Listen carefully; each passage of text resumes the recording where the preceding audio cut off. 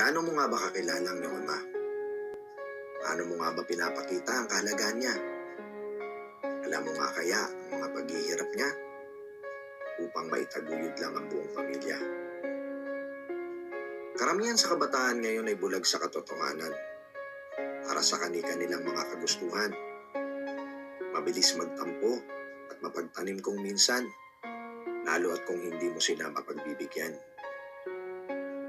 Hindi pa nga tapos, magaling nang sumagot.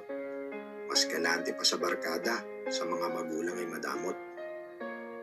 Gaano mo nga ba kakilala ang iyong ama? Alam mo nga kaya ang mga pinagdadaanan niya? Maitawid lang ang pangangailangan niyo sa eskwela at makita lang ang inyong mga ngiti, sa kanya'y sapat na. Paano mo nga kaya pahalaga ng mga sakripisyo niya kung hindi mo pa kilala ang iyong